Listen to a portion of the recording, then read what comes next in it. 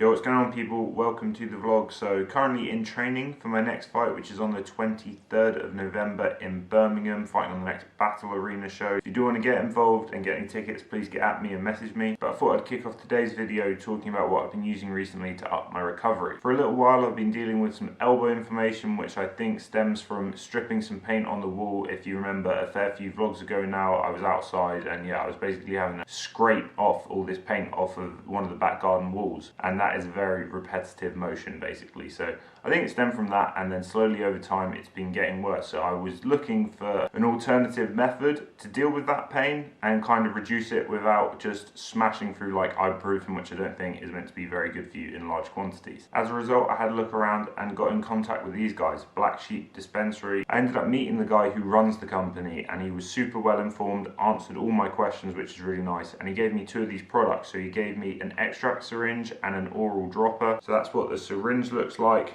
You just pop the top off, you put a small amount on your finger. I think it says like a rice grain amount. You just put a little bit on there, and yeah, then I just pop in some water. And yeah, I've been taking this every morning after breakfast. The other thing I've been taking each day is these oral droppers, which you kind of use this pipette for, and I do about 5 or 6 drops under my tongue at night after training before I go to sleep. So just a little bit more about the company. All the products are made from organic hemp. They're also less than 0.2% THC, which means they're non-psychoactive, and those products are full spectrum. So not only CBD, there are other cannabinoids in there which also have their own list of benefits. But what I'll do is I'll drop all their information down in the description box if you guys want to check them out. I would personally recommend it. It's definitely been working for me, and I know other people use it for a whole variety of issues and benefits. So first up this morning is going to be my workout at home. It's going to be in the garage, on the treadmill, getting that cardio in, get through a bit of a warm up, and then do some sprints, and then after that we're going to hit some kettlebells.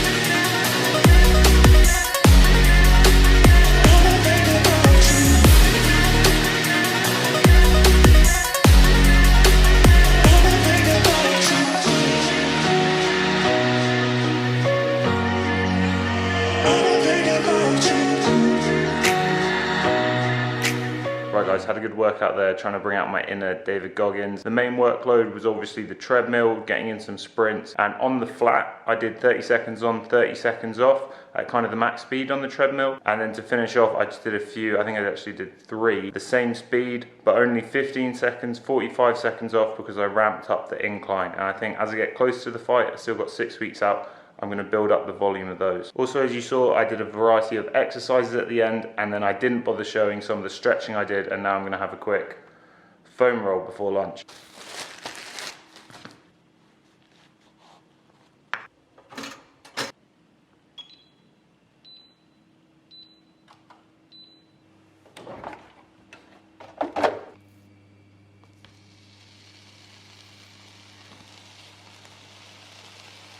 Right guys, so here's lunch. As always, we've got the side plate featuring some hummus and a Brayburn apple. I reckon top 3 apples are Brayburn, Pink Lady and Jazz. Comment below if you think something else.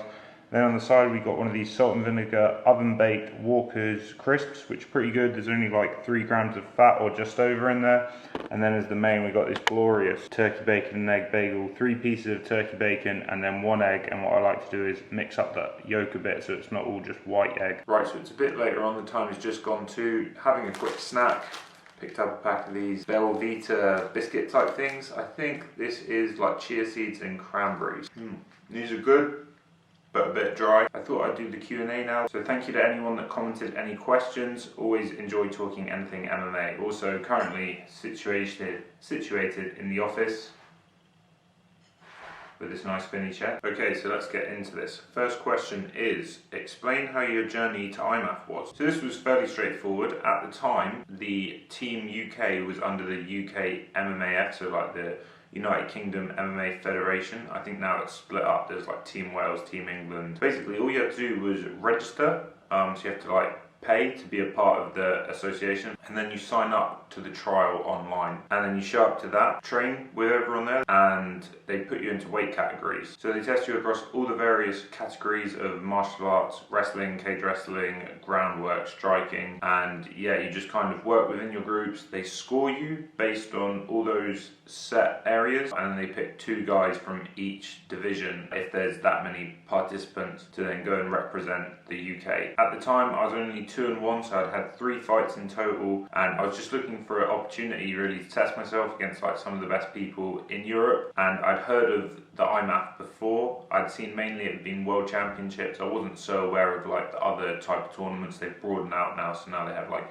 Asian Open, African Open, all sorts. So obviously that's how the UK does it, but I know other countries do tournaments, and yeah, that seems like a pretty good way to qualify, where you actually have to fight for your place rather than just going to a trial. In terms of actually getting to the tournament, I'd say the main problem area was the weight, as I ended up doing welterweight, which obviously is my category where I'd normally have day before weigh-in. So to make weight on the day meant getting my weight down lower, and that was pretty grueling. I think if I ever did it again, I'd go up and do middleweight, because yeah, I wouldn't want to get that low again. It felt pretty terrible. Okay, next question. Reyes versus Weidman. Who wins? So this is an interesting one. Kind of chuck me out on the spot here, Si, because I don't actually know Reyes that well. I know he's got quite a lot of height. From what I've seen, he kind of strikes at range. He's quite big. Obviously, he's a natural light heavyweight, and Weidman's moving up. I know Weidman's been on a bit of a downward skid recently, but he has fought a lot of tough guys. I don't think he's had any like gimmies or anything. And I was watching Weidman actually train with Wonderboy, because Wonderboy's got a YouTube channel, watching their sparring, and obviously you can't read too much into sparring, but he was taking down Wonderboy a lot. Now, I don't know if that's just because he's sparring Wonderboy and he doesn't want to stand with him, or if that's his game plan for the fight. Obviously he's a very accomplished grappler. I feel like Weidman could get it done on the mat, so if I had to pick, gun to my head, I'm going to go Weidman, but I'm kind of going with the devil I know, because I don't know Reyes that well. How many more amateur fights until you go pro? So I've been having people ever since I started the channel asking me when I was going to go pro. I've had 14 fights now. My 15th is coming up soon, and I always said I was going to have 15 to 20 amateur fights. Obviously it got slowed down because of injuries and stopping doing IMAF tournaments. Realistically, it's going to be next year, and it will just depend on how I'm feeling, but I'm only going to have at most 1 or 2 more amateur fights. And the final question is, what is your fight of all time? So I'm guessing there's what is your favourite fight of all time. So there's 2 fights that spring to mind with this question. The first is John Jones versus Alexander Gustafsson 1, as that was like such a good title fight, and John Jones has never really been pushed like that before. I think he came into the arena wearing like a t-shirt that said "not quite human" or something like that, and yeah, he seemed kind of untouchable at the time. Gustafsson managed to box him up, even take him down. Really exciting. I didn't know which way it was going to go, and then I think it was like the 5th round that decided it, which always makes it extra exciting. The other fight I probably enjoyed most was Robbie Lawler versus Rory McDonald 2. That fight had a bit of everything, and there was just some really dramatic moments. I remember like Rory's face near the end just like pouring blood when the camera just like panned in, and there was a bit as well where they just stood in the middle of the ring in between rounds, one of the later rounds. Lawler just like spit some blood out or snorted it or something disgusting. They just like death stared at each other, and yeah, that was just gnarly, man. So that was a sick fight. Okay guys, so that wraps up the Q&A, and I will see you at the next minute. So here's dinner. We've got some tender stem broccoli, as well as these sweet potato fries. Both have got salt and pepper on. And we got some of this 5% fat lean mince beef cooked in fajita mix. That's really good. And then on top of that, gonna mash a load of ketchup and some mayonnaise. And then following that, we're going for the yogurt. It's funny really, I eat a lot of the same stuff all the time, but then as soon as I change one small thing up, like adding that fajita mix to the beef, boom, it just goes up a level. And as well, whilst I was making it, I forgot to say I had some grapes and some raspberries. Anyway, I'm just going to be chilling out for a little bit, and I've got training tonight, BJJ in the gi, followed by MMA, so I'll see you there.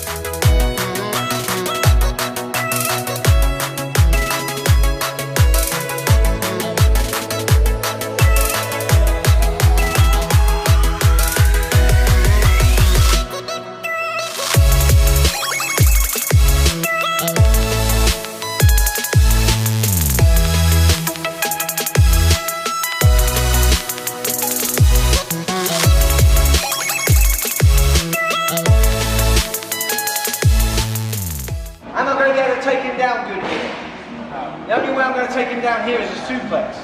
That's the only way. Which is great, but it takes a lot of energy.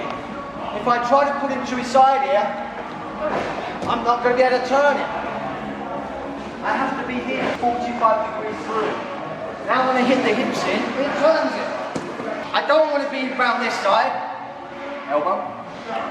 Headlock. It's just going to be annoying. I don't want to be here and hook my arm. Yeah, and just start stretching your arm out, pummel inside, he's going to do a counter attack. So I want to be this side. What's he going to do with the arms now? Now it's really hard for him to counter. Now the takedown will take him to the side that he hasn't got his arm close down on. And now I will get rotation because I'm controlling this side of the hip. Look at him turn. So he's turning that way. So here, boom, straight down. Normal back take, and I don't have anything on the arms, and he goes for the cage walk. Yeah, he can defend, and he can throw his arms up and over to escape. Or, if I'm striking him, he can pass his arm under. If I have a 2-on-1 and I'm here and he runs towards the wall, I'm blocking him from the wall. He refuses to get there, no problem here. You know, he's just fixing into a position that's not safe for him anyway. I just carry on near him. This is not getting him out of the situation. So, he'll try and get that hip to the wall. That's not saving him either. In fact, it consolidates my hold. I can press him in now with my body weight.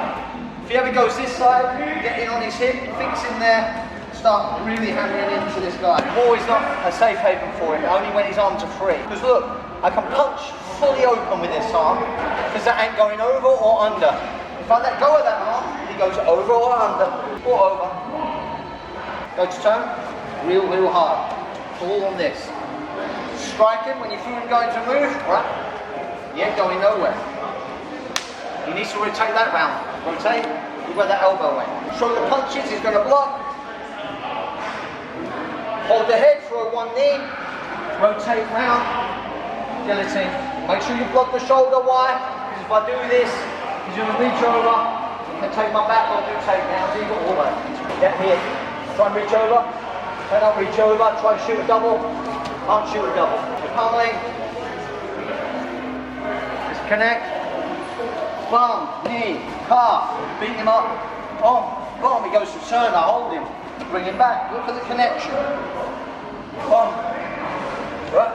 knee, boom, pummel, ready,